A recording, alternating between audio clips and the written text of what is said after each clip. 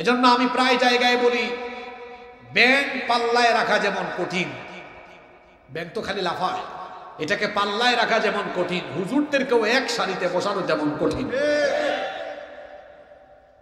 হুজুরদেরকে এক সারিতে বসানো, এক হুজুরের প্রতি আরেক হুজুরের কোনো দরদ নাই, আক্রমণাত্মক ভাষায় কথা বলে। আপনাদের এখানে আসার সময় আজকে একটা কাহিনী হল, এটা বলা আজকে প্রয়োজন অনুভব করছি, কষ্ট পাবেন আপনারা।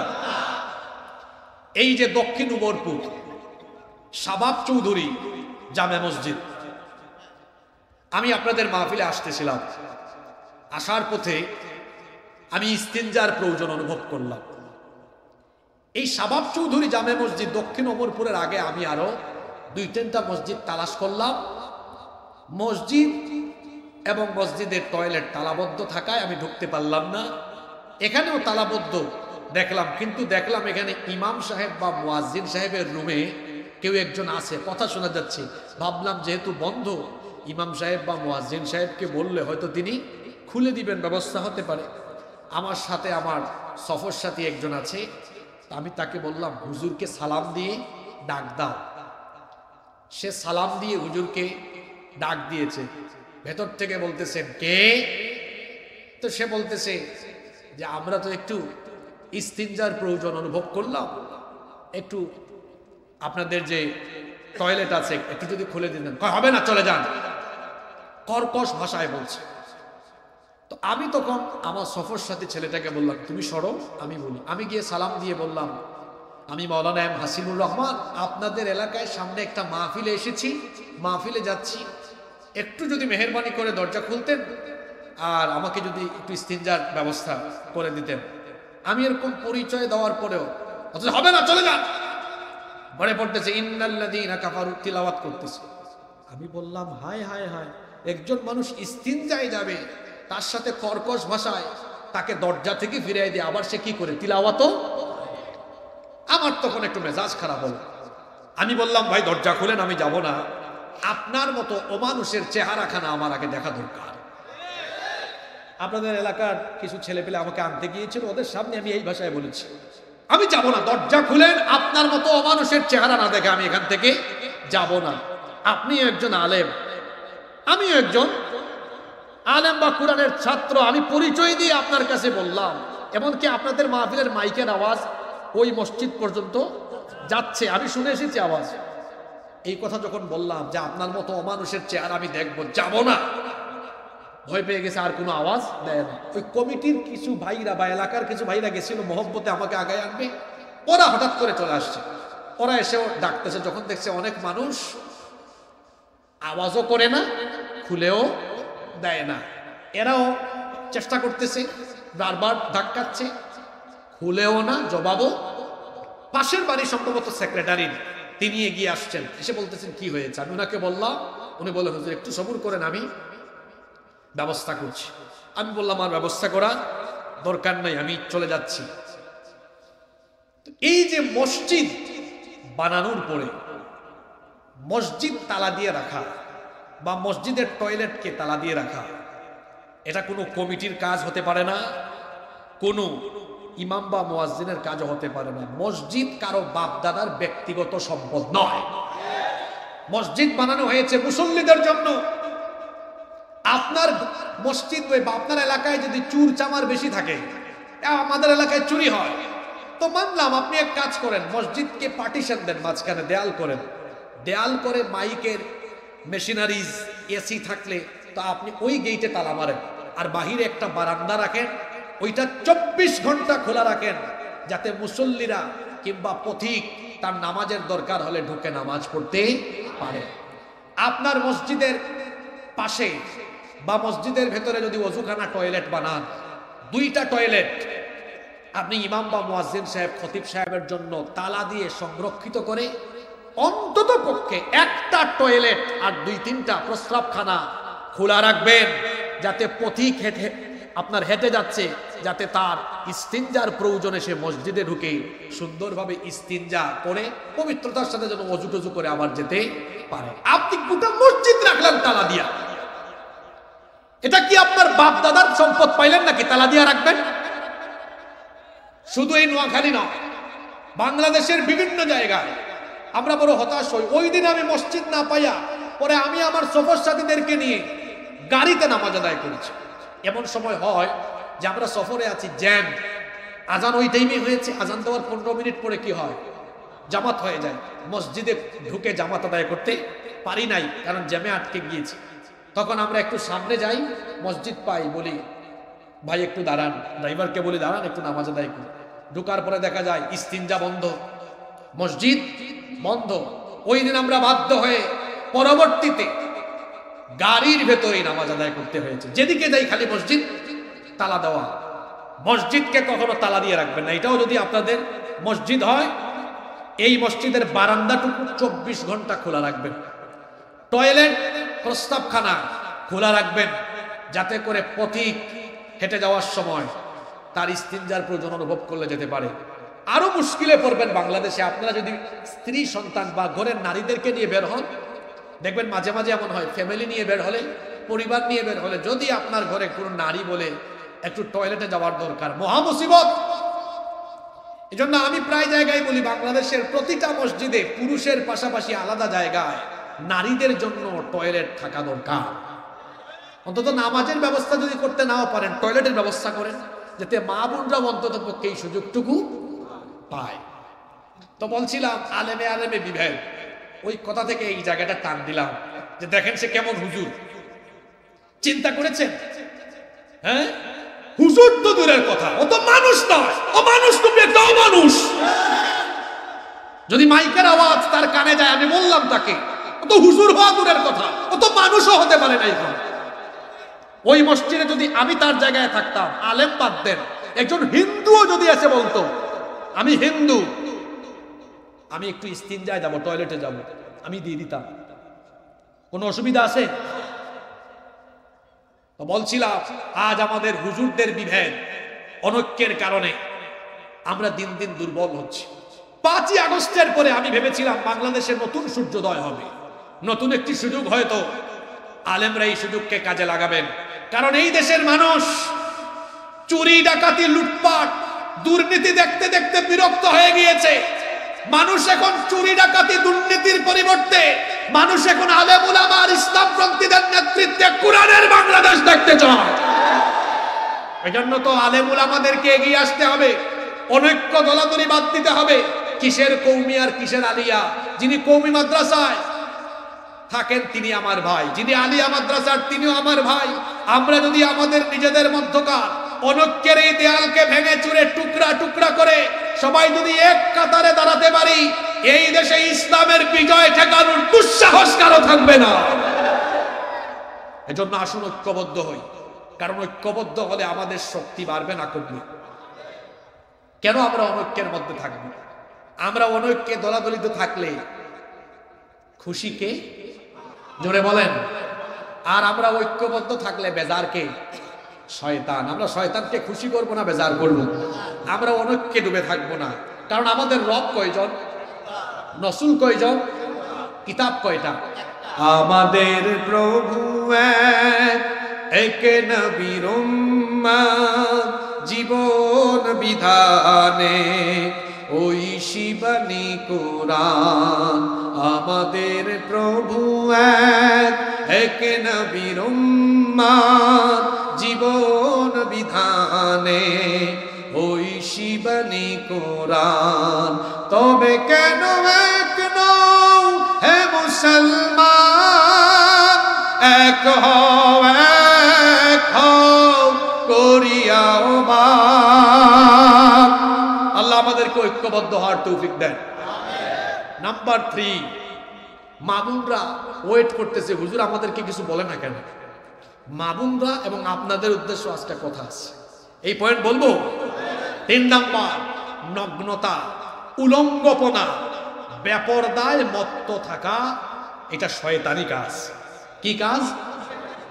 শয়তান মানুষকে কাপড় চুপড় পরিহিত পর্দায় দেখতে চায় না, কারণ শয়তানের কাজই হলো শরীর থেকে পোশাক আশাক খুলে ফেলা। সে এই কাজ দুনিয়াতে আসার আগে আরম্ভ করেছে। কথা শুনতেছেন? মানুষের শরীর থেকে কাপড় খুলে মানুষকে উলঙ্গ বানানোর কাজ শয়তান দুনিয়াতে আসার পরে শুরু করেছে না আগে? যদি বলেন আগে না পড়ে, বলবেন হুজুর আগে শুরু করছে কেমনে আবার? আসেন আল্লাহর কোরআন থেকে আপনাকে আমি দলিল দিই। আল্লাহ যখন আমাদের বাপ মা আদম এবং হাওয়া আলাইহিমুস সালাম দুইজনকে জান্নাতে রেখে দিলেন, আল্লাহ বললেন ওই নিষিদ্ধ গাছের কাছে যেও না, যদি যাও ফাতাকুনা মিনাল যালিমিন, জালিমদের অন্তর্ভুক্ত হয়ে যাবে। ইবলিস তো জান্নাত থেকে বের হয়ে প্রতিজ্ঞা করেছিল যেভাবেই হোক আমি মানুষকে ধোঁকা দিব। তার এই মিশন বাস্তবায়নের কাজ সর্বপ্রথম আরম্ভ করেছিল আমাদের বাপ আদম আলাইহিস সালাম আর আমাদের মা হাওয়া আলাইহিস সালামকে ধোঁকা দেওয়ার মাধ্যমে। সে গিয়ে বলল, শোনো আল্লাহ তাআলা তোমাদেরকে এই জন্যই ওই গাছের কাছে যেতে নিষেধ করেছেন, তোমরা যদি ওই গাছের কাছে যাও তাহলে তোমরা জান্নাতের চিরস্থায়ী বাসিন্দা হয়ে যাবে। এই জন্য আল্লাহ তোমাদেরকে সেখানে যেতে নিষেধ করেছেন। শয়তান আমাদের বাপ এবং মা দুইজনকে ওয়াসওয়াসা দিয়ে ধোঁকা দিয়ে ওই নিষিদ্ধ গাছের কাছে যখন নিয়ে গেল, এই ফিতনায় যখন শয়তান তাদেরকে ফেলে দিল, নিষিদ্ধ গাছের কাছে যাওয়া মাত্রই তাদের শরীর থেকে তখন কাপড় চোপড় খুলে গেল। উভয়ই তখন তারা তাদের লজ্জাস্থান দেখে ফেললেন। জান্নাতের গাছের পাতা দিয়ে তারা তাদের লজ্জাস্থান ঢাকতে লাগলেন। কোরআনে কারীমের 7 নম্বর সূরা সূরাতুল আরাফের 27 নম্বর আয়াতে আল্লাহ এই ঘটনা এভাবে বর্ণনা করছেন, ইয়া বানি আদম লা ইয়াফতিনান্নাকুমুশ শাইতানু কামা আখরাজা আবাওয়াইকুম মিনাল জান্নাহ ইয়ানজিউ আনহুমা লিবাসাহুমা লিয়ুরিয়াহুমা সাওআতিহিমা। আল্লাহ তাআলা বলছেন, হে আদম সন্তান, হে বনি আদম, তোমাদেরকে শয়তান যেন ফিতনায় ফেলতে না পারে, যেভাবে শয়তান ফিতনায় ফেলেছিল তোমাদের বাপ আদম আলাইহিস সালাম আর তোমাদের মা হাওয়া আলাইহিস সালামকে। সে তাদের দুইজনকে ফিতনায় ফেলে জান্নাত থেকে তাদেরকেও বের করার ব্যবস্থা করেছিল। উভয়কে ধোঁকা দিয়ে সে যখন ওই নিষিদ্ধ গাছের কাছে নিয়ে গেল, তাদের উভয়ের শরীর থেকে কাপড় খুলে গেল। উভয়ের লজ্জাস্থান দেখে ফেললেন। তখন তারা জান্নাতের গাছের পাতা দিয়ে লজ্জাস্থান ঢাকতে লাগলেন। আল্লাহ তখন বললেন, আমি কি তোমাদেরকে এই নিষিদ্ধ গাছের কাছে যেতে নিষেধ করি নাই? তারপরেও শয়তানের ধোঁকায় তোমরা এই নিষিদ্ধ গাছের কাছে গেলে। সুতরাং বেপরদা হওয়ার, সুতরাং আমার হুকুম অমান্য করার কারণে আমি তোমাদেরকে জান্নাত থেকে বের করে দিলাম। শয়তান যেমন আমাদের বাপ মা দুইজনকে বেপরদা বানায়া শরীর থেকে কাপড় চোপড় খোলায়া জান্নাত থেকে বের করার ব্যবস্থা করেছে, শয়তান ঠিক কি মিশন আমাদের উপর বাস্তবায়ন করতে চায়। সেও ঠিক এমনি ভাবে আমার আপনার সমাজ থেকে নারীদের শরীর থেকে বুরখা পর্দা একেবারে খুলে দিয়ে বেপরদা বানায়া গোটা জাতিকে পর্দাহীন বানায়া আমাদেরকেও সে জাহান্নামে নিতে চায়। আর আমরা শয়তানের সেই খপ্পরে পা দিয়েছি। দেখেন না শয়তানের মুরিদরা, আগেই তো বলেছি শয়তান তো মানুষের ভেতরেও, শয়তান যাদেরকে খেলাফতি দিয়েছে, যাদেরকে শয়তান মুরিদ বানিয়েছে, এদের মাথায় শয়তান ওয়াসওয়াসা ঢুকিয়ে দিয়েছে, তোরা নারীদের জন্য এরকম এরকম পোশাক বানা। আগে তো ছিল পাখি, তারপর কি কি ড্রেস জানি ছিল, এখন তো আরো নতুন নতুন আসছে, দেবদাস, সারারা, গাড়ারা, এরকম কি কি হাবিজাবি ড্রেস আসছে না? এগুলো পরে পরে ঘর থেকে বের হয় মা বুন্ডা যারা। আল্লাহ তাআলা বলছেন, ওয়ালা তাবাররাজনা তাবাররুজাল জাহিলিয়াতিল উলা, নারীরা জাহিলি যুগের নারীদের মতো ঘর থেকে বের হয় না। প্রশ্ন হতে পারে, জাহিলি যুগের নারীরা ঘর থেকে কিভাবে বের হতো? তাফসীরের কিতাবগুলোতে এই আয়াতের ব্যাখ্যা এসেছে, জাহিলি যুগের নারীরা বক্ষদেশ খোলা রেখে হালকা পাতলা কাপড় পরে ওড়না ছাড়া বের হতো। তাদের শরীরের বিভিন্ন সেনসিটিভ অংশ বোঝা যেত। আল্লাহ তাআলা নিষেধ করেছেন এইভাবে করে ঘর থেকে বের হয় না। আল্লাহ তাআলা বলছেন, বরং নারীরা মাথার উপর থেকে এমন একটা চাদর, এমন একটা বড় চাদর ঢেলে দাও যাতে করে একেবারে নিকাব হয়ে বক্ষদেশ পর্যন্ত আবৃত হয়ে যায়। বুরখা এবং পর্দার বিধান এগুলো কি হুজুরদের না আল্লাহর? আমরা যখন পর্দার কথা বলি তখন বাংলাদেশে এক শ্রেণীর সুশীল আছে, এরা তখন বলে এই মোল্লারা পর্দার কথা বলে নারীদেরকে ঘর বন্দি করে নারী উন্নতিতে বাধা দিচ্ছে। আমিও তখন বলি, সে তো মুরগির স্বাধীনতা চাইবেই, একটা ঘটনা মনে পড়লো, ঘটনাটা বলবো। একবার এক মুরগির খামারের পাশ দিয়ে শিয়াল যাচ্ছে। এখন খামারি মুরগির খামারের চতুর্দিকে নেট দিয়েছে, দেয়াল দিয়েছে আর কি, যাতে মুরগি বাইরে আসতে না। শিয়াল কাছে গিয়ে বলতেছে, হে মুরগি, তোদেরকে দেখে আমার খুব মায়া লাগতেছে রে। মুরগি বলে, মামু আপনার এত খারাপ লাগে কেন? খারাপ লাগবে না, তোরা আমার দিকে তাকায় দেখ, আমি স্বাধীন, আমার কোনো বেড়া নাই, আমার কোনো জেলখানাও নাই, আমি স্বাধীনভাবে ঘুরে বেড়াই। তোদের মালিক সে বড় খারাপ মানুষ, তোদেরকে আটকায় রাখছে, তোরা স্বাধীন না, পরাধীন। মুরগি একটা বলে, মামু আপনার মতলব তো আমরা বুঝি, আমাদের মালিক যদি আমাদেরকে এই বেড়ার ভিতরে না আটকাইয়া আপনার মতো স্বাধীন বানায়া বাইরে ছেড়ে দিত, আপনি তো আমাদের সাথে কথা বলার সুযোগ দিতেন না, আমাদেরকে ধরতেন আর খাইতেন। আমরা যখন পর্দার কথা বলি, ওই শিয়ালের মতো এক গোষ্ঠী আছে, এরা বলে, দেখছো আরে নারীদেরকে তো শেষ করে ফেলছে বোরখা পড়াই। তো আমার দেশের নারীরা, মোমেনা নারীরা এবং মুসলমানরা ভালো করেই জানে, স্বাধীন মুরগি যেমন শিয়ালের কাছে নিরাপদ নয়, তেমনি বেপরদা নারীও লুচ্চা বদমাশদের কাছে নিরাপদ নয়। শিয়াল যেমন মুরগির স্বাধীনতা চায়, তেমনি বদমাশ প্রকৃতির লোকেরা নারীদেরকে বেপরদায় রাখতে চায়। ইসলাম পর্দার মাধ্যমে নারী উন্নতি আটকায় নাই, বরং নারীদের প্রোটেকশন, সেফটি, সিকিউরিটি আরো বেশি নিশ্চিত করে দিয়েছে। ইসলাম নারীর অধিকার প্রতিষ্ঠায় সব সময় ইসলাম কথা বলেছে। ইসলাম নারী প্রগতিতে অন্তরায় নয়, বরং পৃথিবীতে নারীর অধিকার প্রতিষ্ঠা করেছে ইসলাম। পৃথিবীতে নারীর অধিকার দিয়েছেন আল্লাহ, নারীর অধিকার দিয়েছেন মুহাম্মাদুর রাসূলুল্লাহ সাল্লাল্লাহু। মনে রাখবেন, উলঙ্গপনা দেখলে, নগ্নতা দেখলে শয়তান খুশি। উলঙ্গপনা, নগ্নতা, বেপরদায় থাকলে কে খুশি? আমাদের অনেক ভাইয়েরা আছেন শয়তানকে খুব সুন্দর খুশি করে। কিভাবে? তার বউকে একদম বেপরদা নিয়ে কবিরহাটে যায়, কোম্পানিগঞ্জে যায়, বসুরহাটে যায়। তারপর লোকজন দেখে, ভাই সাথীটা কে? চিনস না তোর ভাবি?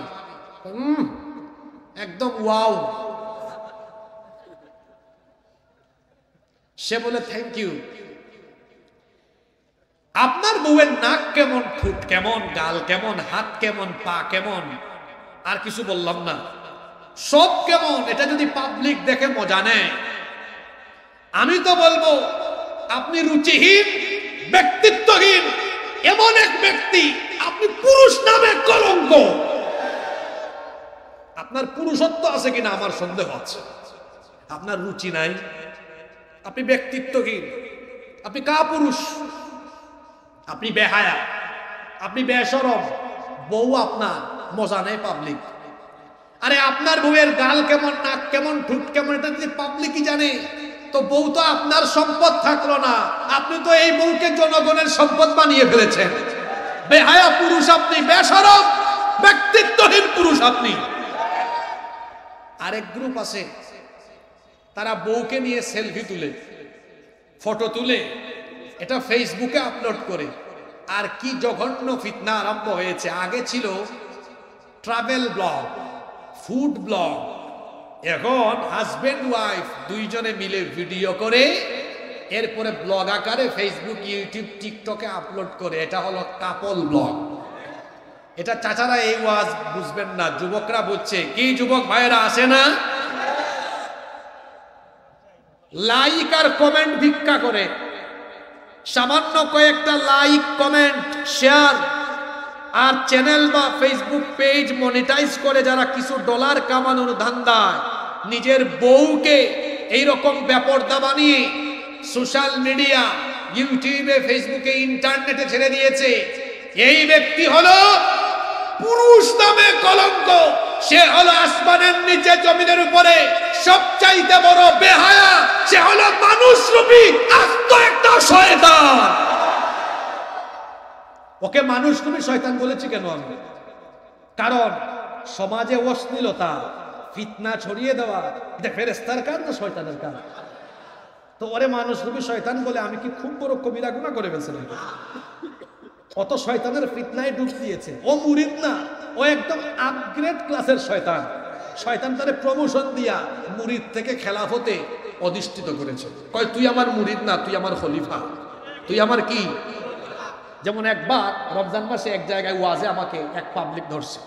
আমি একটা হাদিস বললাম, রমজান মাস আসলে, সামনে রমজান মাস আসতেছে না, আল্লাহ জান্নাতের দুয়ার খুলে দেন, জাহান্নামের দরজা বন্ধ করে দেন, শয়তানকে আল্লাহ শৃঙ্খলিত করেন। আমার তো ধরছে, শয়তানকে আল্লাহ যদি জেলেই আটকায় রাখেন, শৃঙ্খলিতই করেন, আপনি বলতে হবে রমজান মাসে শয়তানি হয় কেন? চিন্তা করছেন?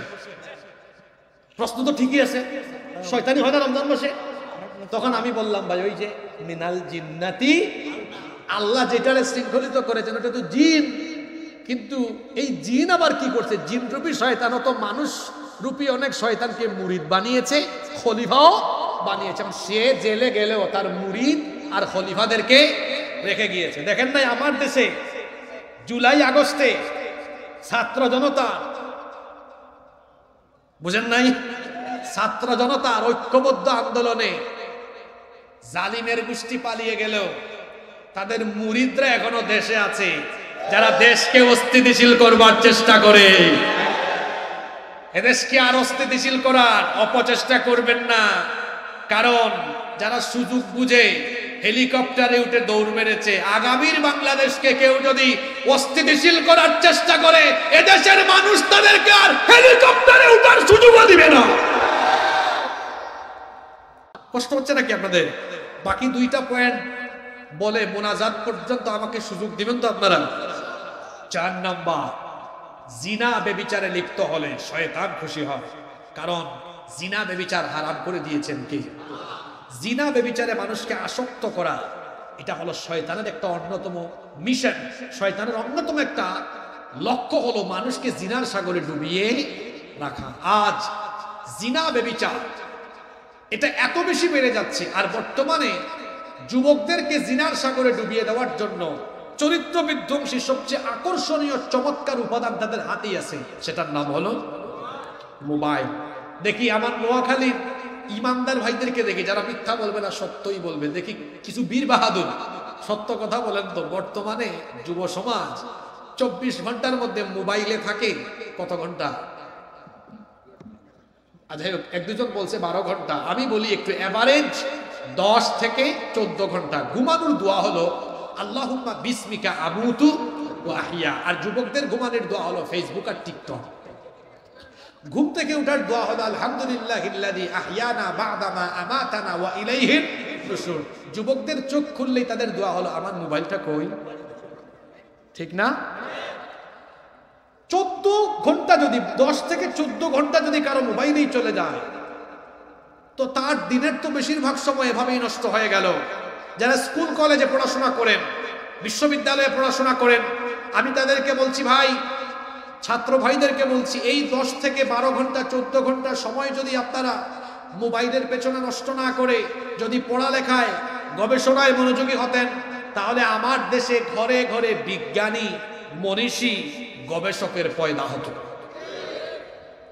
এই যে সময়গুলো নষ্ট করছেন, এই সময়গুলো নষ্ট করে জীবনকে ধ্বংস করে দিচ্ছেন। আর যুবকদের চেহারা দেখেন, রাত 3টা-4টা পর্যন্ত তারা মোবাইলে তাহাজ্জুদ পড়ে, রাত 3টা-4টা পর্যন্ত অঘুমা থাকে। এক একজনের চেহারা দেখছেন, জুয়ান কালে তার গালের 2 পাশের মাংস হাড্ডির চিপার ভিতরে ঢুকে গিয়েছে। তারপরে দিনের বেলা হাঁটে, ফার্মের মুরগি যেমন ঝিমায় ঝিমায় হাঁটে, সেও তবে ঝিমায় ঝিমায় হাঁটে। যৌবনকালে আপনার চেহারা থেকে লাবণ্য হারিয়ে গেল কেন? চেহারা সুরতের এই অবস্থা কেন? হবেই তো। অত মোবাইলের অপব্যবহার করে রাতের বেলা গুগল শরীফ আর ইউটিউব শরীফে সে নাপাক নাপাক ভিডিও দেখে জিনা ব্যভিচারের সাগরে ডুবে থেকে তার যৌবন চিপায় চাপায় নষ্ট করে। খবরদার, বিবাহ বহির্ভূত হারাম কোন রিলেশনে নিজেকে সম্পৃক্ত করবেন না। বিয়ের আগে ছাত্র থাকাকালীন সময়ে এই যৌবনটাকে আপনি হারাম রিলেশন করে আপনার নিজের যৌবনটাকে জীবনটাকে নষ্ট করে দিবেন না। আরেকটা জিনিস বলি ভাই, এই যে তোমরা যারা এসএসসি এইচএসসি তে পড়ো, তোমার ক্লাসের মেয়ে বা তোমার চেয়ে 2-3 বছর ছোট ক্লাসের মেয়ে, তার দিকে আন্দাজের চক্ষু দিও না। এটা একটা বাস্তব কথা আগে বলে দিই। সমাজে একটু দেখিও, যারা বিয়ে করে একটা ছেলে চাইতে একটা মেয়ের বয়স কমসে কম 5-6 বছর ব্যবধান থাকে, তো তুমি তোমার ক্লাসের মেয়ের সাথে ইটিস পিটিস করা চিন্তা কেমনে করো? ওরা তো তুমি পাবা না। তুমি বিয়ে করার আগেই দেখবা ওর 3-4টা বাচ্চা হয়ে গেছে। একেবারে ভেঙে বলে দিলাম, কথাটা বাস্তব না অবাস্তব? দেখবেন আপনি মাস্টার্সে উঠবেন, রাস্তাঘাটে আপনার ওই এসএসসি এইচএসসির সহপাঠী দেখা হয়েছে, সাথে 3-4টা। কিরে তোর সাথে এগুলা কারা? কয় চিনস না, তোর ভাতিজা বলতেছে। আপনি কিন্তু তখনও বিয়েও করেন নাই। আপনি হুদাই, আপনাদেরকে হাসানোর জন্য বলি না, এটা বাস্তবটা কি? বাস্তব না অবাস্তব? এই মেয়েটার পেছনে ঘুরঘুর করে দেখবেন আপনার ভালো রেজাল্ট শেষ, কেরিয়ার শেষ। ভালো ছেলে কখনো মেয়েদের পিছনে ঘুরে না।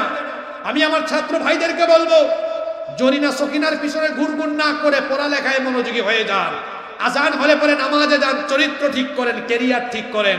যখন আপনি চরিত্র আর কেরিয়ার বিল্ড আপ করবেন, তখন দেখবেন এই নোয়াখালীর সুন্দরী সুন্দরী জরিনা সকিনার বাপ আপনার পিছনে ঘুরবে তার মেয়ে আপনার কাছে বিয়ে দেওয়ার জন্য। মেয়েদের পিছনে ঘুরঘুর না করে নিজেকে এমন যোগ্যতায় নিয়ে যান যাতে মেয়েদের বাপ আপনার পিছে ঘুরে। আবিয়াইত্যা মিসকিন আনমেরিড যারা আছেন, আপনারা পারবেন তো ইনশাআল্লাহ? আওয়াজ তো ছোট হলো, পারবেন? রাস্তাঘাটে যে মেয়েদেরকে ডিস্টার্ব করেন, আচ্ছা আপনারা বলেন তো, কোন মেয়েকে আপনি যে ডিস্টার্ব করেন বা বাজে নজরে তাকান, আপনার বোন যদি ওই জায়গায় হতো, কেউ যদি আপনার বোনের সাথে আচরণ করতো, আপনার ভালো লাগতো না খারাপ লাগতো? এক ছেলে একবার আমারে কই, হুজুর আপনি যে ওয়াজ করলেন, সবাইকে যদি আমি বোনের নজরে দেখি তো আমার বউ হবে কোনটা? কি আশ্চর্য প্রশ্ন! আমি তাকে আর কি জবাব দিব? আমি তখন বললাম, ভাই যেটা আপনার বউ হবে এটা এমনি এমনি আপনার কাছে তারে পাঠাবেন কি? নিজে নিজে এত উতলা হয়ে যাইয়েন না, চরিত্র ঠিক করেন। আল্লাহ নবী কি বলেছেন দেখেন, ইয়া শাবাব আল ইসলাম, হে ইসলামের যুবকেরা, গাদ্দু আবসারুকুম, তোমাদের চোখের হেফাজত করো, ওয়াহফাজু ফুরুজাকুম, লজ্জাস্থানের হেফাজত করো। কেন আগে চোখ হেফাজতের কথা বলা হলো? কারণ চক্ষু হলো মানুষের হৃদয়ের আয়না। মানুষ আগে চোখে দেখে, তারপরে কল্পনা করে, এরপরে অ্যাকশনে নামে। কেউ যদি তার চক্ষুকে হেফাজত করতে পারে, জিনা ব্যভিচার থেকে তাকে বাঁচিয়ে দিবেন কে? যুবক ভাইদের চরিত্র হবে ইউসুফ আলাইহিস সালামের মতো। আমার যুবক ভাইরা, আপনার চেহারার দিকে তো কবিরহাটের মেয়েরাও ফিরে তাকায় না, কেমন চেহারা আপনার। কিন্তু আল্লাহর নবী ইউসুফ আলাইহিস সালাম, তাকে আল্লাহ তাআলা এই দুনিয়া আর অর্ধেক সৌন্দর্য দান করেছিলেন। এত সুন্দর সুপুরুষ ছিলেন, যাকে দেখে মিশরের সেই যুগের সুন্দরী সুন্দরী নারীরা তার রূপে মুগ্ধ হয়ে ফল কাটতে গিয়ে অনুভূতি শূন্য হয়ে আঙ্গুল কেটে ফেলেছে, তারা টেরও পায় নাই। আল্লাহু আকবার। যেই ঘরে তিনি লালিত পালিত হয়েছেন, সেই ঘরের সম্ভ্রান্ত সুন্দরী নারী জুলাইখা প্রত্যেক দিন ইউসুফ আলাইহিস সালামকে তার চোখের সামনে দেখতে দেখতে পাগল পড়া হয়ে গেলেন। একদিন নির্জনে তার দাসীর মাধ্যমে তার খাস কামরায় ডেকে নিয়ে আসলেন। তারপরে বললেন, ইউসুফ, এখানে 7টা দরজা আছে, সবগুলো দরজা বন্ধ করে দেওয়া হয়েছে, চাবিও আমার কাছে, তুমি এখান থেকে চাইলেও পলায়ন করতে পারবে না। আমি প্রস্তাব দিচ্ছি, আমার কাছে এসে আমার মনোবাসনা পূরণ করো। ইউসুফ আলাইহিস সালাম এই মহিলার প্রস্তাব তখন আল্লাহর ভয়ে প্রত্যাখ্যান করে, আল্লাহর উপর ভরসা করে তালাবদ্ধ দরজার দিকে দৌড় দিলেন। আপনাদের প্রশ্ন হতে পারে, হুজুর দরজা তালা দেওয়া তিনি কোন উদ্দেশ্যে তালাবদ্ধ দরজার দিকে দৌড় দিলেন? ইউসুফ নবী জানতেন এই 7টা দরজার চাবি জুলাইখার কাছে আছে, কিন্তু আল্লাহর নামে আল্লাহর উপর ভরসা করে দৌড় দিলে আল্লাহ চাইলে ওই দরজাগুলো খুলে দিতে পারেন, কারণ সবকিছুর কুদরতি চাবি আছে কার কাছে? এজন্য তিনি আল্লাহকে ভয় করে, আল্লাহর উপর তাওয়াক্কুল করে যখন তালাবদ্ধ দরজার দিকে দৌড় দিলেন, আল্লাহ তাআলা খুশি হয়ে তার কুদরতি চাবি দিয়ে 7টা দরজা তার নবীর জন্য খুলে দিলেন। আমার যুবক ভাইদের চরিত্র হবে এমন, বিবাহ বহির্ভূত কোনো হারাম রিলেশনে আমরা নিজেকে সম্পৃক্ত করে আমাদের যৌবন, আমাদের কেরিয়ার, আমাদের জীবন আমরা নষ্ট করব না। জিনা ব্যভিচারের সাগরে ডুব দিয়ে শয়তানের খপ্পরে পড়ে আমরা নিজেদেরকে শয়তানি কাজে লিপ্ত করব না। আমরা সবাই আল্লাহকে ভয় করে আল্লাহর দ্বীনের পথে থেকে চরিত্রবান হব। রাজি আছেন সবাই? আল্লাহ তৌফিক দান করেন। নাম্বার 5, 5 নাম্বার, গান বাজনায় লিপ্ত হওয়া। এটা ভালো মানুষের কাজ না শয়তানি কাজ? গান বাজনা এখন আমাদের সমাজে খুব হরহামেশা বিষয় হয়ে গিয়েছে। দেখবেন বিয়ে বাড়িতে এখন গান বাজনা ছাড়া বিয়ের আয়োজনই হয় না। বিবাহ সাধিত সামাজিক কোনো অনুষ্ঠান নয়, বরং বিয়ে হলো সামাজিক অনুষ্ঠানের পাশাপাশি একটা সরই ইবাদত। কথা বুঝে থাকলে বলেন, বিয়ে কি শুধু অনুষ্ঠান না ইবাদত? ইবাদতে তো গান বাজনা থাকে না। অনেকে দেখা যায় তার বিয়ে শাদীতে আগের রাতে গায়ে হলুদের নামে গান বাজনা বাজায়া তারপরে গান বাজনা দিয়ে বিয়ে শাদী আরম্ভ করে। ও আমার বাবারা, আমার ভাইয়েরা, গান বাজনার মাধ্যমে আপনার বাড়িতে যেন বিবাহের উদ্বোধন না হয়। কারণ গান বাজনা হলো শয়তানি উপাদান, গান বাজনা হলো শয়তানের হাতিয়ার। বিয়ে হলো পবিত্র জিনিস, গান বাজনা হলো অপবিত্র জিনিস। এজন্য আমিও প্রায় জায়গায় বলি, যে ছেলে আর যে মেয়ে গান বাজনার মাধ্যমে যে ছেলে মেয়েদের দাম্পত্য জীবন শুরু হয়, এদের দাম্পত্য জীবনে ফলাফল হিসাবে যে আউলাদ সন্তানাদি আসবে, এদের সন্তানগুলো এরকম হুক্কুর হুক্কুর আর ঝাঁকানাকা মার্কা সন্তান। আপনাদেরকে একটা চমৎকার তথ্য দিয়ে তারপরে আমরা আস্তে আস্তে শেষের দিকে যাব। কেউ উঠাউঠি করেন না, পরিবেশটা নষ্ট করেন না। শেষের দিকে খুব সুন্দর কিছু কথা আছে। মা বোন এবং আপনারা সবাই শোনেন। মা বোনরা যারা আছেন, আপনারা হলেন দুনিয়ার শ্রেষ্ঠ সম্পদ। একজন নেককার নারী হলেন দুনিয়ার শ্রেষ্ঠ সম্পদ। আল্লাহর নবী কি বলেছেন? আদ দুনিয়া কুল্লুহা মাতা। ইবনে মাজাহ শরীফের হাদিস, দুনিয়ার সবকিছুই সম্পদ। ওয়া খায়রু মাতা'আদ দুনিয়া আল মারআতুস সালিহা। আর দুনিয়ার সবচাইতে শ্রেষ্ঠ সম্পদ হলো একজন নেককার নারী। সুবহানাল্লাহ। একজন নারী, তিনি তো শুধু নারী নন, একটা প্রজন্মের ধারক এবং বাহক। মা বোনদেরকে বলছি, আপনারা বড় দামি, ইসলামে আপনাদের সম্মান বড় বেশি। আপনাদের পেট থেকেই পয়গম্বরদের জন্ম হয়েছে, আপনাদের পেট থেকে ওলিয়া উলিয়ার জন্ম হয়েছে, আপনাদের পেট থেকে বুজুর্গদের জন্ম হয়েছে। জন্য আমি বলি, নারী তো শুধু নারী নন, তিনি হলেন সন্তান উৎপাদনের কারখানা। আজকের চিকিৎসা বিজ্ঞান কি বলছে দেখেন। চিকিৎসা বিজ্ঞান বলছে, a child gets hearing before 16 weeks of birth. কথাগুলো শুনে যান, খুব কাজে লাগবে। একটি সন্তান সে যখন মায়ের পেটে থাকে, জন্মের 4 মাস আগে মায়ের পেটে থাকতেই সে শুনতে পায়। সুবহানাল্লাহ, বাড়ি গিয়ে বলবেন। কথা বুঝেন নাই আপনারা? আরো পরিষ্কার করে বলি, পৃথিবীতে আল্লাহর একমাত্র সৃষ্টি মানুষ যারা জন্মের আগে কানে শোনে। জন্মের আগে বিড়াল, কুকুর, গরু, ছাগল, সমস্ত পশু পাখি জীবজন্তু এরা জন্মের পরে শুনে। আর মানুষ জন্মের আগে কয় মাস আগে? আরো জোরে বলেন, কয় মাস?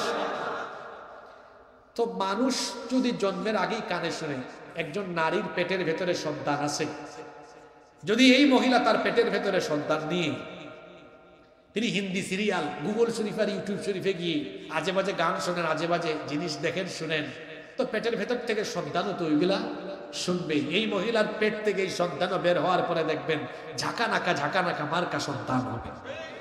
আর এই নারী যদি তার পেটে এই সন্তান নিয়ে নামাজের টাইমে নামাজ, কোরআন তেলাওয়াত, জিকির আজকার করেন, তো সন্তান তো এগুলো পেটের ভেতর থেকেই শুনে। এইরকম নারীদের পেট থেকে বের হয় বড় বড় মুফাসসির, মুহাদ্দিস, আল্লাহওয়ালা বুজুর্গ নেককার সন্তান, এরকম নারীদের পেট থেকে জন্ম হয়। আমি এই এলাকার মা বোনদেরকে বলে যাব, আপনারা বড় দামি সম্পদ। ইসলামে আপনাদের অবদান, আপনাদের ফজিলত, আপনাদের মর্যাদা অনেক বেশি। গান বাজনার মাধ্যমে আমাদের বিয়ে শাদী যেন উদ্বোধন না হয়, কোন বাড়িতে যেন গান বাজনা না বাজে। কারণ রাসূল বলেছেন, আল গিনাউ ইয়ামবুতুন নিফাকু ফিল কলবি কামা ইয়ামবুতুল মাউজ যারা। পানি সেচ দিলে যেমন ফসলের উৎপাদন বাড়ে, গান বাজনাও মানুষের অন্তরের মধ্যে নিফাকের উৎপাদন বৃদ্ধি করে। নাপাকি বেড়ে যায়, নিফাক বেড়ে যায়। গান যদি শুনতেই মন চায়, আমার দেশে সাইমুম আছে, কলরব আছে, এরা এত সুন্দর সুন্দর সঙ্গীত গায়, এক একটা সঙ্গীত শুনলে পরে, গজল শুনলে পরে হৃদয়ের খোরাক মিটে যায়, অন্তর প্রশান্ত হয়, পরকালের প্রতি মন তখন আরো বেশি নিবিষ্ট হয়, ঠিক কিনা? কোরআন তেলাওয়াত শুনেন, ইউটিউবে গিয়ে সঙ্গীত শুনতে মন চাইলে আল্লাহর শানে সঙ্গীত শুনেন। আল্লাহর শানে যে গান গাওয়া হয় এগুলো সুন্দর কম না বেশি? তোমার নামে যদি গান গাওয়া হয়, গান সুন্দর হয় তোমার নামে। কার নামে? যারা পারেন বলেন, তোমার নামে যদি গান গাওয়া হয়, গান সুন্দর হয় তোমার নামে যদি গান গাওয়া হয়, গান সুন্দর হয়।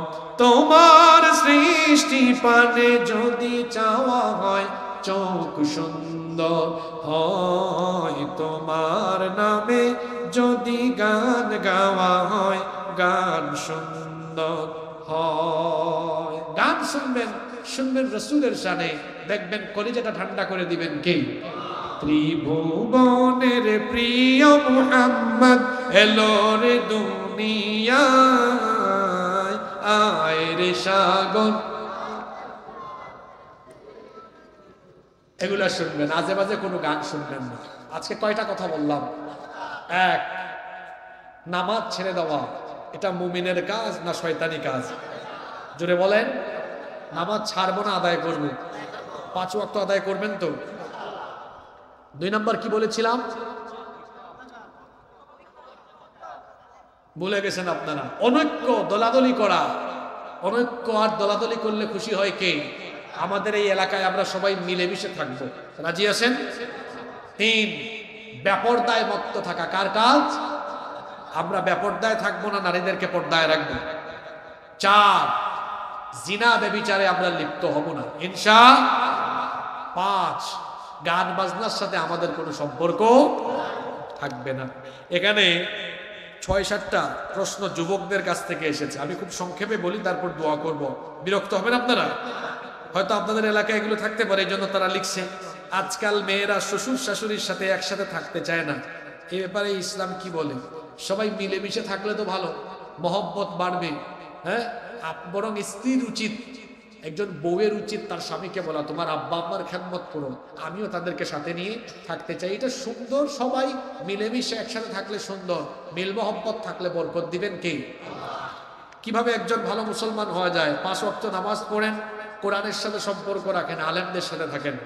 3 নম্বর, যারা পরের হক মেরে খায়, এগুলো তো খুব লম্বা আলোচনা। যারা অবৈধভাবে মানুষের হক মেরে খাবে, কিয়ামতের দিন এরা ভয়াবহ শাস্তির সম্মুখীন হবে। বান্দার হক নষ্ট করলে, বান্দার হক বান্দাকে না দিলে, মাফ না চেয়ে দিলে, আল্লাহ ওই ব্যক্তিকে মাফ করে না। সকালে ফজরের নামাজের পর ঘুমানো যাবে কিনা? না ঘুমানোই উত্তম। কারণ সকালবেলা যারা তাড়াতাড়ি কাজ আরম্ভ করে তাদের বরকতের জন্য দোয়া করেছেন মুহাম্মদুর রাসূলুল্লাহ সাল্লাল্লাহু আলাইহি ওয়াসাল্লাম। সকালবেলা ঘুমায় থাকলে রিজিক কমে, বরং সকালবেলা ফজরের পরে কাজ আরম্ভ করলে রিজিকে বরকত দেন কে?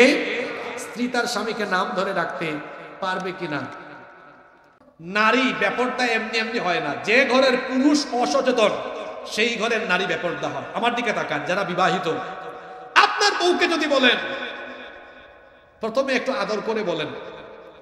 প্রথমে আদর করে বলা দরকার, তাই না? প্রথমে শাসন করা ঠিক না। বউকে একটু সুন্দর করে বলেন, দেখো আমি তোমাকে অনেক ভালোবাসি, তুমি আমার জান প্রাণ, যা বলতে পারেন বলেন। তোমার কেউ যদি দেখে, এটা আমার কলিজায় লাগে, দিলে লাগে। আগে শোনেন, ঠিক ঠিক আন্দাজি বললেন না, কিসের ঠিক আর শোনেন।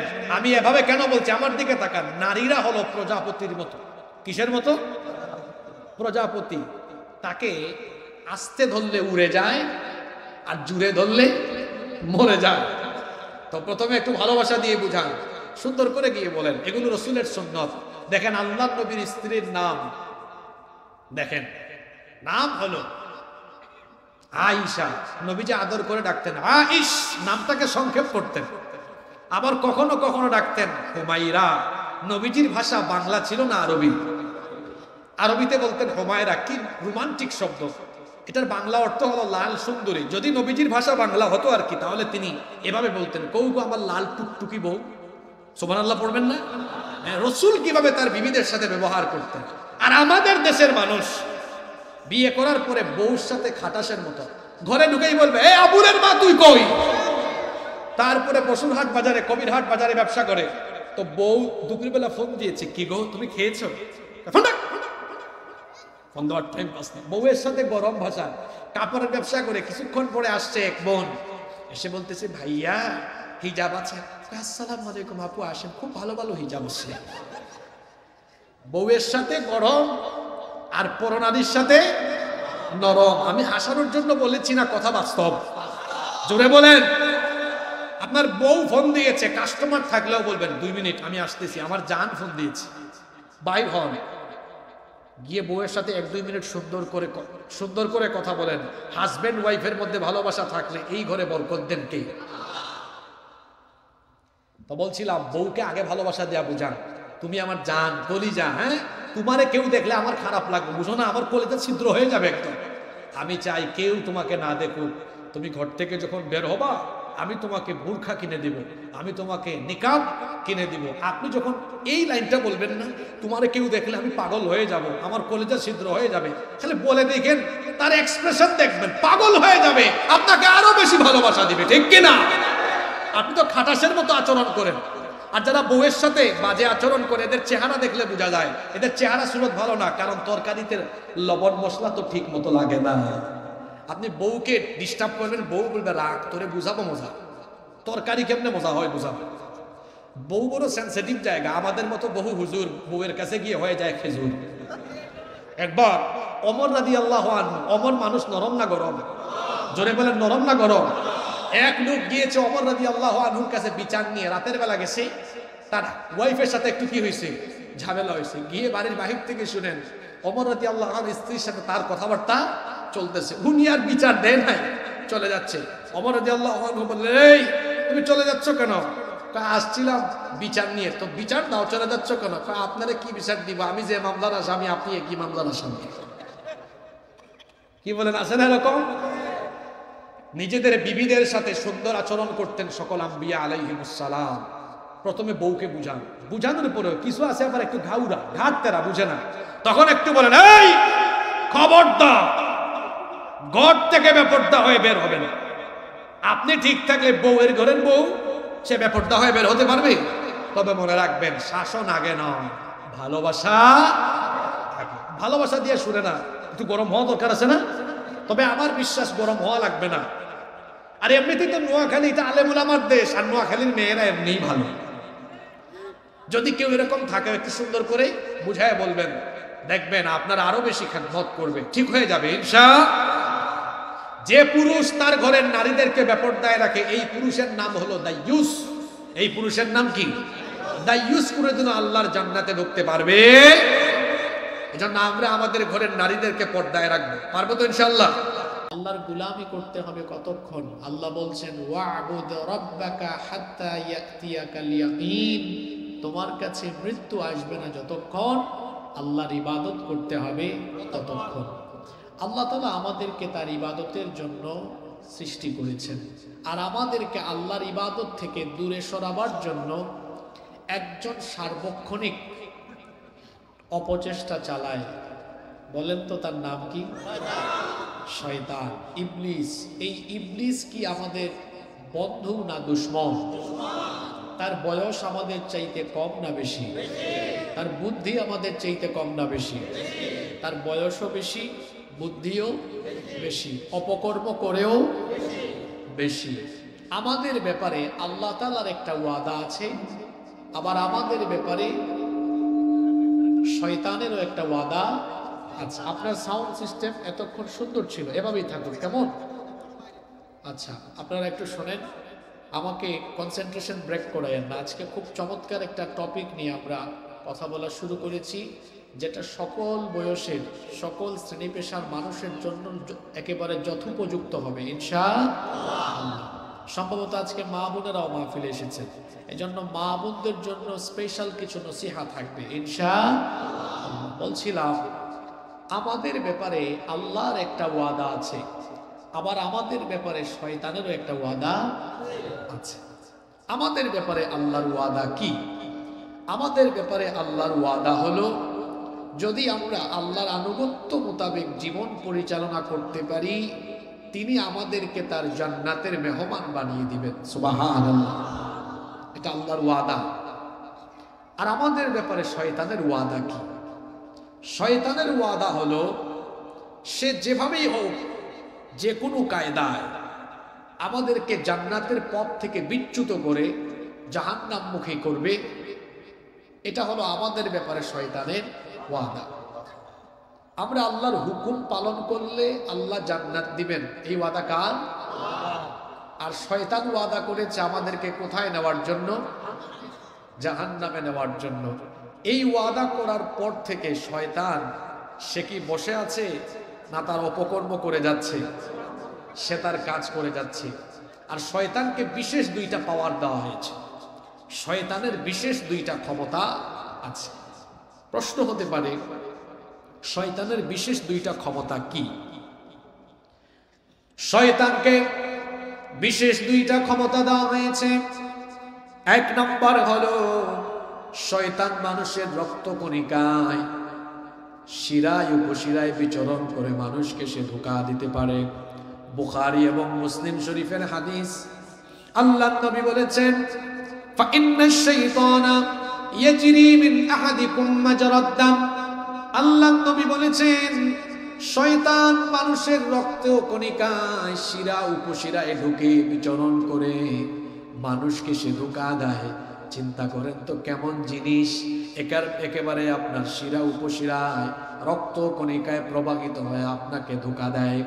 তার দুই নম্বর বিশেষ ক্ষমতা হলো, বুখারী এবং মুসলিম শরীফের হাদিস, আল্লাহর নবী বলেছেন, শয়তান যে কোনো সময় যে কারো সুরত ধারণ করে আপনার সামনে এসে আপনাকে ধোঁকা দিতে পারে। শয়তান যে কোনো মানুষের সুরত ধারণ করতে পারলেও একজন মহামানবের সুরত সে ধারণ করতে পারে না। আর যার সুরত সে ধারণ করতে পারে না, তিনি আর কেউ নন, তিনি আমার আপনার নবী মুহাম্মাদুর রাসূলুল্লাহ। আমরা বলি সাল্লাল্লাহু আলাইহি ওয়াসাল্লাম। আল্লাহর নবী বলেছেন, মান রাআনি ফিল মানামি ফাকাদ রাআনি। যে ব্যক্তি স্বপ্ন যুগে আমাকে দেখবে, সে যেন আমাকেই দেখলো। ফাইন্নাশ শাইতানা লা ইয়াতামাসসালু ফি সূরাতি। কারণ শয়তান সকলের সুরত ধারণ করতে পারলেও আমি নবীর সুরত কখনো সে ধারণ করতে পারে না। যে ব্যক্তি স্বপ্ন যুগে নবীকে দেখবে, এই ব্যক্তির জন্য জাহান্নাম হারাম করে দিয়েছেন কে? হে রব, তুমি আমাদেরকে মরণের আগে একবারের জন্য হলেও তোমার হাবিবকে স্বপ্ন যুগে দিদার নসিব করে দিও। সবাই আমিন বলতে পারলেন না? নবীজিকে স্বপ্নে দেখতে হলে বেশি বেশি নবীর উপর দুরূদ পড়বেন। নবীজি বলেছেন, যে আমার উপরে যত বেশি দুরূদ পড়বে কিয়ামতে সে তত বেশি আমার কাছাকাছি থাকবে। সুবহানাল্লাহ। কিয়ামতে যদি দুরূদের কারণে নবীর কাছাকাছি থাকা যায়, তো দুনিয়াতে কি নবীজির দিদার নসিব হওয়ার সম্ভাবনা আছে না নেই? নবীর সাথে মহব্বত বাড়াবেন, বেশি বেশি দুরূদ পড়বেন। আল্লাহ তৌফিক দেন, বলেন আমিন। এই দুটো হাদিস আমাকে আপনাকে কি বার্তা দিল? শয়তান বড় মারাত্মক জিনিস। সে আমার আপনার রক্তকণিকায় প্রবেশ করে আমাকে আপনাকে ধোঁকা দিতে পারবে। আবার সে যে কোনো সময় যে কোনো ব্যক্তির সুরত ধারণ করে আমার আপনার সামনে আসতে পারে। শয়তান এটা শুধু জিনের ভেতরে নয়, মানুষের ভেতরেও শয়তান আছে না নাই? শয়তানের টার্গেট হলো মানুষ। কথা বুঝে থাকলে সবাই পুরুষোচিত কণ্ঠে জবাব দেন তো দেখি, শয়তানের প্রধান টার্গেট কে? শয়তানের লক্ষ্য বস্তু হলো মানুষ। আমরাও তো মানুষ।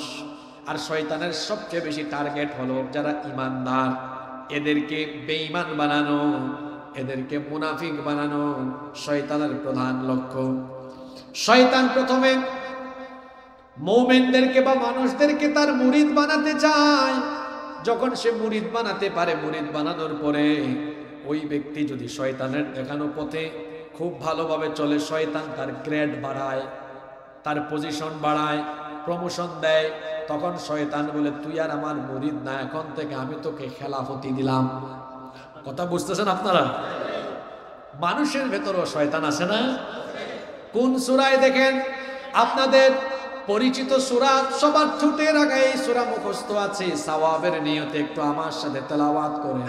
কোরআনে কারীমের শেষ সূরায় আল্লাহ তাআলা বলছেন, আল্লাযী ইউওয়াসউইসু ফি সুদুরিন নাসি মিনাল জিন্নাতি ওয়ান নাস। মানুষের অন্তরে প্ররোচনা দানকারী শয়তান দুই জাতি থেকে, মিনাল জিন্নাতি, জিন থেকে, ওয়ান নাস, মানুষ থেকে। তো মানুষের ভেতরেও তো শয়তান আছে। তো মানুষের ভেতর শয়তান থাকলে আমরা এদেরকে চিনি না কেন, ফাইন্ড আউট করতে পারি না কেন? আপনি ফাইন্ড আউট করতে পারবেন। চেহারা সুরতে মানুষ হয়েও যারা শয়তানি কাজ আঞ্জাম দেয়, এরা চেহারা সুরতে মানুষ হলেও এরা হলো মানুষরূপী আস্ত একটা শয়তান। এইরকম শয়তান সব এলাকায় থাকলেও কবিরহাটে নাই। আপনি একটু পরেই বুঝবেন, একদম পয়েন্ট গিয়ে জুড়াই জুড়াই মারবে। আর আজকে ভুলেও কেউ ওই যে বসছেন যে এইরকম হওয়ারও ট্রাই করেন না। মানুষ বুঝবে নইলে হুজুর যে পয়েন্টটা বলছে নিশ্চিত তার সাথে মিলছে, নইলে এমন করে কেন? যারা দাঁড়ায় আছে তারা বাঁচছে অন্ধকারে, আমি দেখবো না, কিন্তু যারা বসে আছে খবর আছে। তবে আমি বেশি লম্বা বক্তৃতায় অভ্যস্ত নই। রসুলও কম কথা বলতেন। আমাদের দেশে হবে সেই ছেলে কবে কথায় না বড় হয়ে কাজে বড় হবে। আমরা সময় নষ্ট না করে, অপ্রাসঙ্গিক কথা না বলে, কাজের কথা, দরকারি কথা কম সময়ে বলে শুনে জীবন পরিবর্তনের সিদ্ধান্ত নিয়ে বাড়ি যাব ইনশাআল্লাহ। জন্য আমি সবার মনোযোগ আকর্ষণ করছি আল্লাহর কথাগুলো শোনার জন্য। আমরা সবাই দিলের কান লাগাইয়া বসতে পারবো তো ইনশাআল্লাহ? আল্লাহ তৌফিক দান করেন। তাহলে বোঝা গেল শয়তান মানুষের ভেতরেও আছে না? আজকে আলোচনার বিষয়, ওয়াজের বিষয় হলো মানুষরূপী শয়তান কারা। আজকের টপিকটা হলো, বলেন তো কি বললাম? মানুষরূপী শয়তান কারা। এখন শয়তানি কাজ করে যারা মানুষরূপী শয়তান হলো তারা। শয়তানি তো বহু কাজ আছে, সব তো একদিনের ওয়াজে বলা সম্ভব না। তবে আজ আমি আমাদের সমাজে চোখের সামনে পরিদৃশ্যমান এমন 5টা শয়তানি কাজ নিয়ে আলোচনা করব। আমরা অনেকে গাফলতি করে করে এই কাজগুলোতে যুক্ত হয়ে শয়তানের গোলামি করে শয়তানকে খুশি করছি। যদি কোনো একটা কথা আমার নিজের সাথে মিলে যায়, আমি আজকে তওবা করে এখান থেকে উঠবো। কারণ আমার আপনার গুনাহের চাইতে, পাপের চাইতে আমার আপনার আল্লাহর দয়ার পরিমাণ কম না বেশি? রাত হয়েছে, সবার দরজা বন্ধ হয়ে গিয়েছে, কিন্তু আমার আল্লাহর রহমতের দুয়ার এখনো গুনাহগারদের জন্য খোলা আছে। সুবহানাল্লাহ। যদি ভুল করেও ফেলি, আমরা আজকে তওবা করে জীবন পরিবর্তনের সিদ্ধান্ত নিয়ে আমরা আজকে বাড়ি যাব ইনশাআল্লাহ। আজকে আমরা 5টা শয়তানি কাজ নিয়ে কথা বলবো। জোরে বলেন তো কয়টা? শুরু হয়ে যাচ্ছে। নাম্বার 1, 1 নাম্বার, সাজদার টাইমে আল্লাহকে সাজদা না দেওয়া। এটা মুমিনের কাজ না, এটা শয়তানের কাজ। কার কাজ? আপনি বলবেন হুজুর কুরআন শরীফ থেকে একটা দলিল দেন তো। রব্বুল আলামিন কি বলছেন শুনেন। وَإِذْ قُلْنَا لِلْمَلَائِكَةِ اسْجُدُوا لِآدَمَ فَسَجَدُوا إِلَّا إِبْلِيسَ أَبَى وَاسْتَكْبَرَ وَكَانَ مِنَ الْكَافِرِينَ। আল্লাহ তাআলা বলছেন, আর স্মরণ করো যখন তোমার প্রতিপালক ফেরেশতাদেরকে বললেন তোমরা আদমকে সাজদা দাও। আল্লাহর এই হুকুম মান্য করে সকল ফেরেশতারা আদমকে সাথে সাথে সাজদা দিল। একজন এই সাজদার হুকুম মানে নাই, যে আল্লাহর হুকুম মেনে সাজদা দেয় নাই, তার নাম হলো ইবলিস। আল্লাহ তাআলা ইবলিসকে সাজদা দেওয়ার কথা বললেন, সে সাজদা দেয় নাই। আল্লাহ বললেন তুই সাজদা দিলি না কেন? সে তখন বলল আমি আদমের চাইতে শ্রেষ্ঠ, এই জন্য তাকে সাজদা দেই নাই। আল্লাহ বললেন আমার হুকুমের চাইতে শ্রেষ্ঠ কোনো কিছু আর হতে পারে? আমার আদেশ তুই অমান্য করেছিস, এখন তুই আমার জান্নাত থেকে বিতাড়িত হয়ে যাবি। কথা বুঝে থাকলে বলেন তো দেখি, ইবলিস জান্নাত থেকে বের হয়েছে কি না দেওয়ার কারণে? কয়টা সাজদা দেয় নাই? আস্তে বলবেন না, জোরে বলেন কয়টা? একটা সাজদা না দেওয়ার কারণে তাকে যিনি জান্নাত থেকে বের করে দিয়েছেন তিনি কে?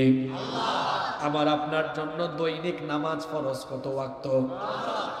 শুধু যদি ফরজের নামাজের রাকাত সংখ্যা হিসাব করেন তাহলে 5 ওয়াক্ত নামাজে ফরজ নামাজের রাকাত সংখ্যা হলো কত? 17। প্রতি রাকাতে সাজদার সংখ্যা কয়টা? 2টা। তাহলে 5 ওয়াক্ত ফরজ নামাজের 17 রাকাতে মোট সাজদার সংখ্যা হলো কতটা? 34টা। একটা সাজদা না দিয়ে ইবলিস জান্নাত থেকে বিতাড়িত হয়েছে, আর আমি আপনি ডেইলি 34টা সাজদা না দিয়ে জান্নাতে যাওয়ার জন্য ভাবখানা এমন যেন রেডি হয়ে বসে আছি, যেন মনে হয় জান্নাত তার মামুর বাড়ি আর নানার বাড়ি। ইবলিস সে তো একটা সাজদা না দিয়ে জান্নাত থেকে আউট হয়েছে। আল্লাহ বলেছেন get out from the paradise, তুই জান্নাত থেকে বের হ। সে যখন জান্নাত থেকে বের হয়েছে তারও টার্গেট, আল্লাহ এক সাজদা দিলাম না বলে তুমি আমাকে জান্নাত থেকে বের করে দিয়েছো, দেখবো তোমার বান্দারাও তোমারে কেমনে সাজদা। এই জন্য নামাজের টাইমে ইবলিস মানুষকে ধোঁকা দেয় সবচাইতে বেশি। হাদিস শরীফের মধ্যে এসেছে শয়তান কোন সময়ে হাসে আর কোন সময়ে কাঁদে? যখন কোনো ব্যক্তি আল্লাহ তাআলাকে সাজদা দেয়, যখন কোনো ব্যক্তি তার মাথা নত করে আল্লাহর কুদরতি চরণে লুটিয়ে পড়ে, এই দৃশ্য দেখে ইবলিস মনের ব্যথায় মনের যন্ত্রণায় দূরে গিয়ে কান্না করে। আল্লাহর নবীর হাদিস শুনেন, কোন ব্যক্তি যখন সাজদা দেয় ইবলিস এটা দেখে ইরতাজালা শাইতানু ফায়াবকি, ইবলিস ওই ব্যক্তির কাছ থেকে দূরে চলে যায়। ফায়াবকি, অতঃপর সে কান্না করে ওয়ায়াকুল, এবং বলতে থাকে উমিরা ইবনু আদম বিসসুজুদ, আদম সন্তানকে সাজদা দেওয়ার আদেশ দেওয়া হয়েছে। ফাসাজাদা ফালাহুল জান্নাহ, অতঃপর সে আল্লাহর হুকুম মেনে সাজদা দিয়ে তার জন্য আল্লাহর জান্নাত হাসিল করে ফেলেছে। সুবহানাল্লাহ। সে আরো বলে ওয়া উমিরতু বিসসুজুদ, আমাকেও তো সাজদার আদেশ দেওয়া হয়েছে। ফাআবাইতু ফালিন্নার, সে আদেশ অমান্য করে আমি জাহান্নামের আগুনের অধিবাসী হলাম। এই হাদিস আমাকে আপনাকে কি বার্তা দিল, কি শিক্ষা দিল? আমরা যখন আল্লাহকে সাজদা দেই, সাজদা দেওয়ার জায়গা তো হলো নামাজ। আমরা যখন নামাজে যাই ইবলিস তখন কাঁদে, আর আমরা যখন নামাজে যাই না ইবলিস তখন হাসে। এই হাদিসটা বুঝতে পারলে সবাই একটু জবাব দেন তো, আমরা নামাজে গেলে ইবলিস হাসে না কাঁদে? এই জবাবে হবে না গো। আমরা নামাজে গেলে ইবলিস হাসে না কাঁদে? আরো জোরে বলেন। বহুত ওয়াজ জীবনে শুনছেন, এখনো নিজেকে নামাজি বানাইতে পারেন না। এই একটা হাদিস আপনার জীবন পরিবর্তন করতে পারে আজকে। ভালো করে বুঝে শুনে উত্তর দিবেন। আমরা নামাজে গেলে ইবলিস, একজনও চুপ থাকবেন না, ইবলিস না গেলে। এখন আপনারা আমাকে বলেন, ডেইলি 5 ওয়াক্ত নামাজের টাইমে আপনারা কি ইবলিসকে, মিস্টার শয়তানকে হাসাতে চান না কাঁদাতে চান? যদি কাঁদাতেই চাই, সবাই তো জবাবও দিলেন না। সবাই আমরা ইবলিসকে হাসাতে চাই না কাঁদাতে চাই? একজন চুপ থাকছে, যারা চুপ থাকছে তারা কি শয়তানের কাছ থেকে খেলাফত নিছে নাকি? আমরা নামাজের টাইমে ইবলিসকে হাসাবো না কাঁদাবো? কাঁদাবো কি করে? নামাজ ছেড়ে দিয়ে না আদায় করি। আপনি তো আদায় করেন না, এখানে জায়গা হচ্ছে না মানুষের, কিন্তু আজান হয় যখন, আহা, আমাদের মসজিদগুলো মুসল্লির অভাবে হাহাকার করে। কিভাবে আমাদের 5 ওয়াক্ত নামাজ যায়? জাতীয় কবিকে আমি বড় মহব্বত করি, কারণ পৃথিবীর ইতিহাসে কোনো কবি এত চমৎকার লেখা উপহার দিতে পেরেছে বলে আমার এই ক্ষুদ্র জ্ঞানে জানা নেই। আমি তার এই কবিতাটা যখন পড়ে অবাক হই, এত সুন্দর কি করে লিখলেন, কি করে আমাদের 5 ওয়াক্ত নামাজ যায়। জাতীয় কবি বড় বাস্তব ধর্মী কবিতা লিখেছেন। তিনি তার কবিতার লাইনগুলোতে বড় চমৎকার করে বলেছেন, ঘুমাইয়া কাজা করেছ ফজর, তখনও জাগনি যখন জোহর, হেলায় খেলায় কেটেছে আসর, মাগরিবের ওই শুনিয়া যান, এখনো জামাতে হরে শামিল, এখনো এর সাথে আছে স্থান। বাজিছে দামামা বাদরে আমামা, শির উঁচু করে মুসলমান, দাওয়াত এসেছে নয়া জামানার, ভাঙা কেল্লায় উড়ে নিশান। আপনার ফজর যায় কেমনে? কবি বলছেন ঘুমাইয়া কাজা করেছো ফজর। এই যে ফজরের টাইমে ঘুমিয়ে থাকলেন, ও আমার বাবারা, আমার ভাইয়েরা, আমার মায়েরা, বোনেরা, জোহরের আগে আমার আপনার জানাজা রেডি হওয়ার সম্ভাবনা আছে না নাই?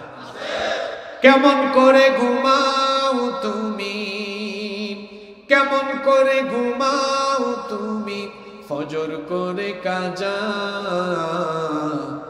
এমন তো হতে পারে জোহরে জানাজা। হতে পারে কি পারে না? আরেকজন তো কি সুন্দর লিখেছেন, ফজরের ক্ষণ গেল পড়নি নামাজ, জোহরে ও ডুবেছিলে নিয়ে শত কাজ। ফজরের ক্ষণ গেল পড়নি নামাজ, জোহরে ও ডুবেছিলে নিয়ে শত কাজ। হেলায় খেলায় গেল আসরের কাল, মাগরিবেও পড়লে না নামাজির সাজ। ফজরের ক্ষণ গেল পড়নি নামাজ, জোহরে ও ডুবেছিলে নিয়ে শত কাজ। ফজর যায় ঘুমে, জোহর যায় অবহেলায়, আসর যায় খেলাধুলায়, মাগরিব যায় রং তামাশায়, এশা যায় আড্ডায়। এভাবেই বুঝি আপনার দৈনন্দিন 5 ওয়াক্ত নামাজ কাজা করে করে বেনামাজি হয়ে হয়ে জীবন যাচ্ছে।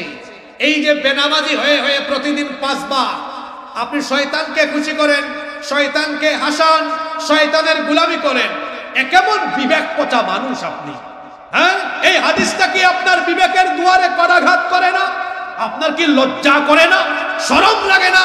ফজরের সময় শয়তানের গোলামি করে ঘুম থেকে উঠতে আপনার কি একটুও খারাপ লাগে না? শয়তান কি আপনার বিবেকে পেশাব করে দিয়ে গেল নাকি? আপনার ঘুমন্ত বিবেক কোন দিন জাগ্রত হবে? কোন দিন আপনি শয়তানের গোলামি ছেড়ে নিজেকে আল্লাহর গোলামির পথে নিয়ে আসবেন? আমরা নামাজে গেলে গোলামি হয় শয়তান, আমরা নামাজে না গেলে গোলামি হয় শয়তানের, আর নামাজে গেলে গোলামি হয় কার? আরো জোরে বলেন কার? নাও টেক ইউর ডিসিশন। আপনি সিদ্ধান্ত নেন, প্রতিদিন 5 বার খুশি করবেন কারে? জোরে বলেন কাকে? আল্লাহকে খুশি করতে হলে নামাজ ছাড়বেন না আজ থেকে আদায় করবেন? যুবক ভাইয়েরা বলে, হুজুর আমার কি টাইম হয়েছে নাকি, চুলদারি পাকুক না তারপরে আমি নামাজ আদায় করব। আমার ভাইয়েরা, keep in your mind, there is no serial of death. মৃত্যুর কোনো সিরিয়াল। কত যুবক 18, 20, 22 বছরে দুনিয়া ছেড়ে চলে যাচ্ছে। হ্যাঁ, এমন অনেক নজির আমরা সমাজে দেখি। বাপ বেঁচে আছে, ছেলের লাশ বাবা কাঁধে করে নিয়ে কবরে নামিয়েছে। দাদা বেঁচে আছে, দাদা তার নাতির লাশ কবরে নামিয়েছে। এমন চিত্র বলেন তো আসে না নাই? আপনি বুড়া হবেন, এটা হলো শয়তানের পজিটিভ ধোঁকা। যৌবনকাল, এটা হলো ইবাদতের সবচাইতে মোক্ষম সময়। Youth is called the golden season of human life. যৌবনকালকে মানুষের জীবনের স্বর্ণালী সময় বলা হয়। যৌবনকাল আল্লাহ দিয়েছেন তার গোলামের জন্য, কারণ এই যৌবন তো কোনো নেতার দেওয়া গিফট নয়। যৌবন দিয়েছেন কে? অনেক যুবকেরা আছে যৌবনকালে আল্লাহর ইবাদত বাদ দিয়ে অনেক তথাকথিত নেতা খেতার সামনে পিছনে তার যৌবন রং তামাশা করে কাটিয়ে দেয়। স্পষ্ট ভাষায় বলছি, যৌবন কোনো নেতার দেওয়া গিফট নয়। কোনো নেতার চামচামি করার জন্য যৌবন দেওয়া হয় নাই। যৌবন দেওয়া হয়েছে আল্লাহর জমিনে আল্লাহর কোরআনের নাচ কায়েমের জন্য।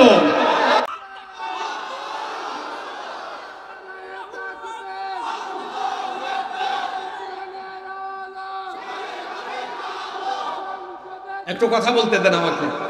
এত তাড়াতাড়ি এই স্লোগান দিয়ে এনার্জি নষ্ট করেন না, সামনে আরো অনেক জরুরি কথা আছে। ইনশাআল্লাহ এনার্জি সেভ করার দরকার আছে না? বলছিলাম যৌবনকালে ইবাদতের বিরাট বড় ফায়দা আছে। আমি 2টা ফায়দার কথা বলব। একটা ফায়দা দুনিয়ায়, আর একটা ফায়দা আখিরাতে। যুবক ভাইরা কান খাড়া করেন। বুড়া কালে, বয়স্ক হয়ে গেলে হাঁটুতে ব্যথা, কোমরে ব্যথা, মেরুদণ্ডে ব্যথা, তখন চাইলেও আর এই দুর্বল শরীর নিয়ে লম্বা সময় রুকু সাজদা দেওয়া যায় না। কোনো মতে নামাজটা আদায় করে ফেরেশতা বলে, আল্লাহ এই বান্দা তো শারীরিক দুর্বলতার কারণে কোনো মতে নামাজ আদায় করে, সওয়াব কি কোনো মতে দিব না পরিপূর্ণ দিব? আল্লাহ তখন বলেন, এই ফেরেশতা, এই বান্দার পিছনের দিকের আমলনামা উল্টায় দেখো সে যৌবনকালে কি করেছে। ফেরেশতা যখন বলে, আল্লাহ এই বান্দা তো যৌবনকাল একদম পুরাটাই আপনাকে দিয়েছে, 5 ওয়াক্ত আজান হলে সবার আগে নামাজে গিয়ে আপনাকে সাজদা দিয়েছে, তাহাজ্জুদ আদায় করেছে। আল্লাহ তখন বলেন, এই বান্দা যৌবনকাল আমাকে দিয়ে আমাকে রাজি করলো, খুশি করলো, আমি কি আমার বান্দাকে অখুশি করব নাকি, নারাজ করব নাকি? আমিও তাকে খুশি করব। শারীরিক দুর্বলতার কারণে এখন সে বুড়া কালে কোনো মতে নামাজ আদায় করলো, সওয়াব কোনো মতে লিখবা না, যৌবন কালের মতো পুরা পুরা লিখবা। এরপরে হাসরের ময়দানে তো যৌবন কালের ইবাদতকারীদের আরো বিশেষ মর্যাদা। আল্লাহ বলবেন, কবিরহাটের যুবকেরা কোথায়? ফেরেশতারা বলবে, আল্লাহ কবিরহাটের যুবক ছেলেদেরকে দিয়ে কি করবেন? আল্লাহ বলবেন, আজ হাসরের মাঠে কোনো গাছপালা নাই, উদ্ভিদ নাই, কিছুই নাই, সূর্য মানুষের মাথার নিকটে, গোটা হাসরের ময়দান তামা হয়ে গেল। মানুষের মাথার চান্দি ফেটে মগজ উতরে উতরে গলে গলে বেয়ে পড়বে, মানুষ নিজেদের ঘামে গুনাহের লেভেল অনুযায়ী সাঁতার কাটতে থাকবে, আরশের ছায়া ছাড়া কোনো ছায়া নাই। আল্লাহ বলবেন, এই কবিরহাটের যুবকদেরকে এজন্য ডেকে আনো, কারণ এরা তো যৌবনকালে আমার ইবাদত করেছে, আমাকে রাজি করেছে, আমিও তাদেরকে আজকে খুশি করব। এই যুবকদেরকে ডেকে ডেকে আনো, আর আমার আরশে আজিমের নিচে তাদেরকে ছায়া দান, তাদেরকে ছায়ার নিচে জায়গা দান করো। কবিরহাটের যুবক তরুণ ভাইয়েরা কি আল্লাহর আরশে আজিমের নিচে জায়গা পেতে চায় না? কি করতে হবে? সালাত কায়েম করো, সালাত কায়েম করো, হবে সম্মানী তুমি, হবে জান্নাতি তুমি, দেবে কাল হাসরে শীতল ছায়া আরশে আযীম, রব্বিয়াল আলা রব্বিয়াল আযীম, রব্বিয়াল আলা রব্বিয়াল আযীম। আমরা খুশি করব কাকে? এখানে যদি 5 জন মানুষের পা থেকে এই এতটুকু বুক পর্যন্ত অপূর্ণাঙ্গ দেহ থাকে, বলেন তো মাথা ছাড়া এই 5 জন ব্যক্তির পরিচয় কি সাথে সাথে শনাক্ত করা যাবে? তাহলে বোঝা গেল মানুষের এই 3.5 হাত বডির গুরুত্বপূর্ণ একটা অংশ হলো এই মাথা। এটা থাকলে পরে সাথে সাথে মানুষের পরিচয় পাওয়া যায়। ইসলামের ইবাদতের মাথা বা মগজ হলো as-salatu hiya ra'sul ibadah, নামাজ হলো ইবাদতের মাথা বা মগজ। যেভাবে মাথা ছাড়া কোনো মানুষের পরিচয় সাথে সাথে পাওয়া যায় না, ঠিক তেমনি নামাজ ছাড়া মুসলমান হিসাবে কারো পরিচয় পাওয়া যায় না। সবার আগে নামাজ, সবার আগে কি? সাজদার টাইমে সাজদা না দেওয়া, এটা তো মুমিনের কাজ না, এই কাজ তো করেছে শয়তান। আল্লাহ বলেছেন সাজদা দাও, সে দেয় নাই। 5 ওয়াক্ত নামাজের টাইমে আল্লাহকে সাজদা দেওয়ার সময় হলে যারা সাজদা দিয়ে আল্লাহর কাছে হাজিরা দেয় না, এরা চেহারা সুরতে মানুষ হলেও এরা হলো মানুষ রূপী শয়তান কিংবা শয়তানের গোলাম। আমি আপনি কি শয়তানের গোলামি করে শয়তানকে খুশি করব? আজকে ওয়াদা করলাম, আল্লাহ যা করার করে ফেলেছি, ভুল করেছি, স্বীকার করছি, আজ থেকে আমরা আর শয়তানের গোলামি করব না। আজকের ফজর থেকে আমরা আমাদের জার্নি শুরু করলাম। যতদিন বেঁচে থাকবো আল্লাহ সাজদার টাইমে তোমাকে রাজি খুশি করে, তোমার গোলামি করে, তোমাকে খুশি করার জন্য নামাজে হাজির হয়ে যাব। কারা কারা রাজি আছেন আল্লাহকে একটু হাত তুলে দেখান তো। মাশাআল্লাহ, বলেন আল্লাহ, বলেন আল্লাহ আমাদেরকে ওয়াদা পূরণের তৌফিক দাও। হাত নামান। কষ্ট হচ্ছে আপনাদের? নাম্বার 2 নাম্বার, বাকি পয়েন্টগুলা কিন্তু খুব ডেঞ্জারাস, কুলাইতে পারবেন তো? আমি কি বলবো? নাম্বার 2, দলে দলে মুসলমানরা বিভক্ত হলে শয়তান খুশি হয়, আর যখন মুসলমানরা ঐক্যবদ্ধ থাকে তখন কে খুশি হয়? কারণ ঐক্যবদ্ধ থাকা এই আদেশ কার? আল্লাহ তাআলা বলছেন, ওয়াতাসিমু বিহাবলিল্লাহি জামিআন ওয়া লা তাফাররাকু, ঐক্যবদ্ধ হয়ে তোমরা আল্লাহর দ্বীনের রজ্জুকে আঁকড়ে ধরো, খবরদার বিচ্ছিন্ন হয় না। ঐক্যবদ্ধ থাকার হুকুম যিনি দিয়েছেন তিনি কি? কিন্তু শয়তান চায় ফিতনা লাগিয়ে মুসলমানদেরকে দলে দলে দলে দলে বিভক্ত রাখতে। একটা সাংঘাতিক রকমের হাদিস শুনেন, মুসলিম শরীফের হাদিস।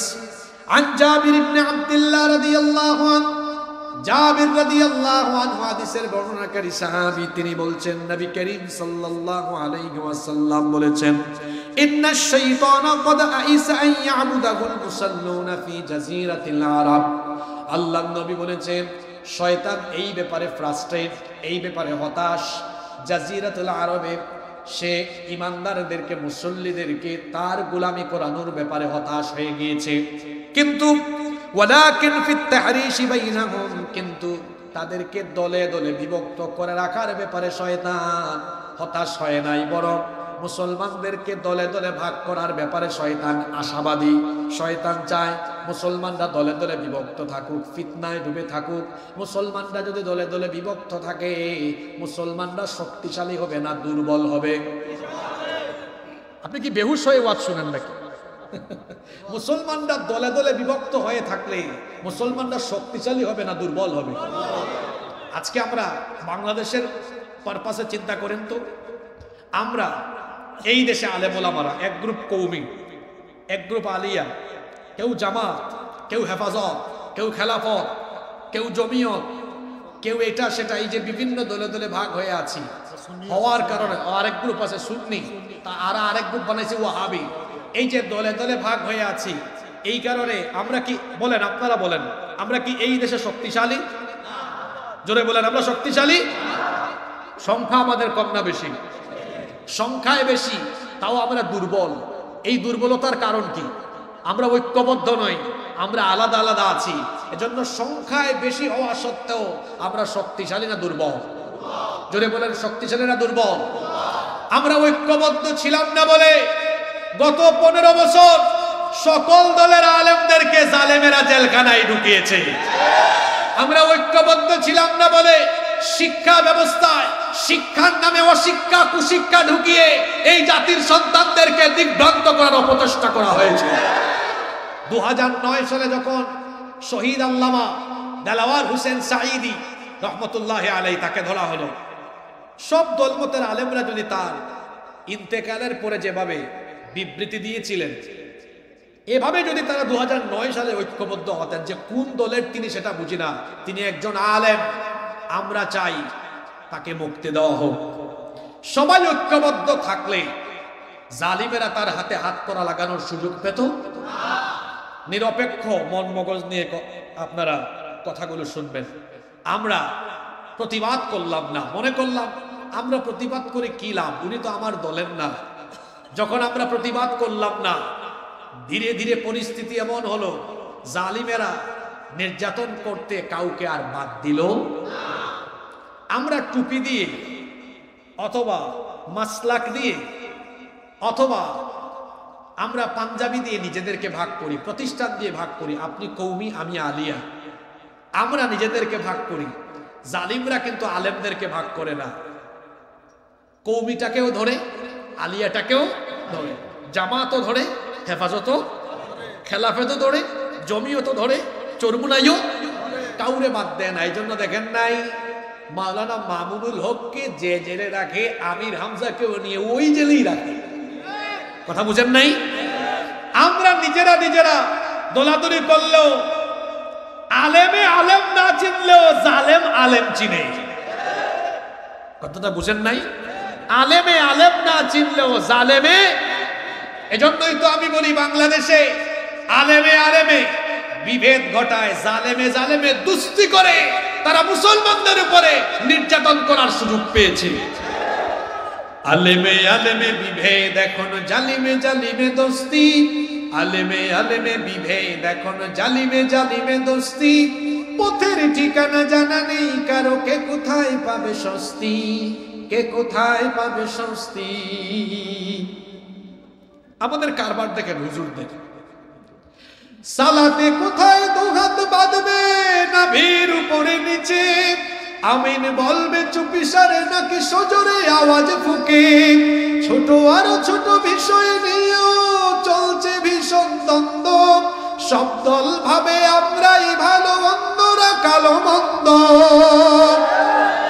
ফরজ নিয়ে তো মারামারি নেই, নফলে সফল ডুব। টুপির আকার আকৃতি নিয়ে গবেষণা হয় খুব। কয়টা জামাত টুপি, এটা হেফাজত টুপি, এটা চরমুনাই টুপি, এটা তাবলিগ টুপি। বাংলাদেশে অনেকে টুপি দিয়া ভাগ করে তাদের দল শনাক্ত করে, আছে না নাই? আপনি টুপি দিয়া দল ভাগ করেন, আর জালিমের দল টুপি দিয়া আলেম চিনে না, কই গুল টুপি দেও ধর, লম্বা টুপি কেও ধর, এক জায়গায় না, ঠিক কি না? ফরজ নিয়ে তো মারামারি নেই, নফলে সফল ডুব। টুপির আকার আকৃতি নিয়ে গবেষণা হয় খুব।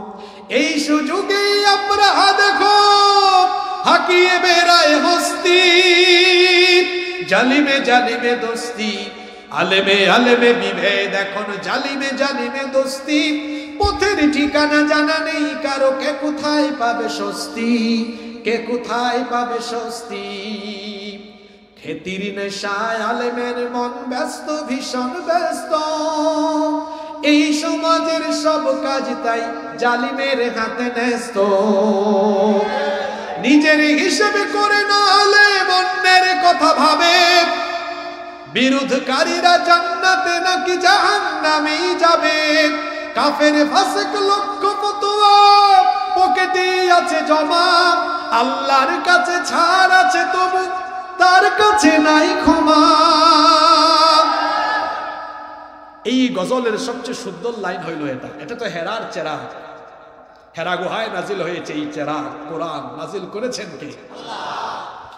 হেরার চেরাগে চিনতে পারেনি এখনো আপন পর। জালিমের হাতে চলে গেছে তাই নিজের সাজানো ঘর। গোটা পৃথিবীকে তো আমার পূর্বপুরুষরা শাসন করেছে, ভুল বলেছি নাকি? আমি আমার জাতি ভাইকে চিনি না। ওই যে বললাম আলেমে আলেম চিনে না, কিন্তু জালিমে আলেম। হেরার চেরাগে চিনতে পারেনি এখনো আপন পর। জালিমের হাতে চলে গেছে তাই নিজের সাজানো ঘর। সালতানাতের মিনার হারিয়ে আশ্রয় তার বস্তি। জালেমে জালেমে দোস্তি, আলেমে আলেমে বিভেদ, এখন জালিমে জালিমে দোস্তি। পথের ঠিকানা জানা নেই কারো, কে কোথায় পাবে স্বস্তি, কে কোথায় পাবে স্বস্তি। এই দেশে আলেমরা যদি এক হয়ে যায়, এই দেশে ইসলাম আর মুসলমানদের বিরুদ্ধে কথা বলার সাহস কেউ পাবে? জোরে বলেন পাবে? ঐক্যবদ্ধ হওয়ার ওয়াজ আপনাদেরকে করে আমরা কি করবো? আমরা নিজেরাই তো ঠিক নাই।